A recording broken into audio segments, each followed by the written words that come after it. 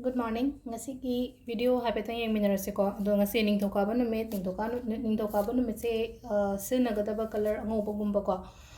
Use to bibi angoba yai silver machu yamna light oiba ko. Tha mangal gi machu tha machu sugumba se haitare ko haidi Monday se. Ado ahambada card ki message yengminarase ado matungda timing afaba yai haipetang share tawjarage ko mayamda. अदो सुम अखोगी crystal गुम्बा bracelet गुम्बा से हजिक ममांगददी हंगक पया nganda cash on delivery yabraina ko cash on delivery gi options leibudi leire ko adum lobining baleraga deina mamangda number am pigi budo aduda adum pau phone biba yani ko adum phone tawbiraga thinbiro on hairaga su ko lakpo ko pasum chathoko to ko pharak tawa yawraga di apamba crystal do available oiragadi ko apamba crystal haira kai gi no hai matama samna habda money magnet na haira se natraga relationship ki haira se job ki kai gi haira se ko adum variety loina mak shunna badum phangani ko ado adum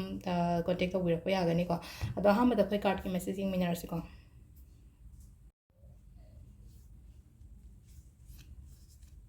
se lere card ahum se ko card ahum se aham bagi se yam phajana imung manung hai tare ko imung manung yamna ngasi harau ta yamna leimina ba oibodo dumaina oino oi ko haidi punba khotpa gumba dumaina su leramba su yai ko haidi ahanaman ga punba khotpa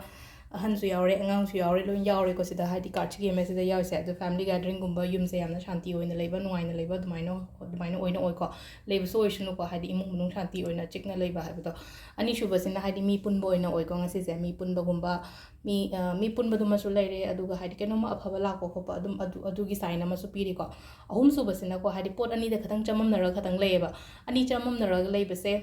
aigi thamoina tajaba pot hai tare ko aigi thamoina tajaba pot kumba dumaina ngasai gi ani se ko samna haibada example oina pirake ko pot ani leireba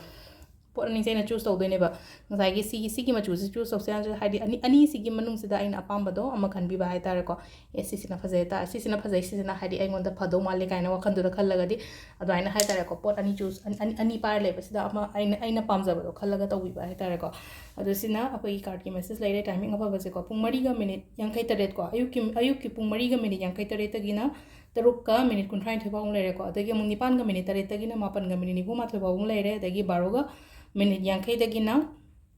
nungdawaram gi taruk ka minute 58 faw ma leire ko aduga 8 ga minute 50 tagina 38 ga minute sina nungdangi ni ko 8 ga minute 50 dagina 38 ga minute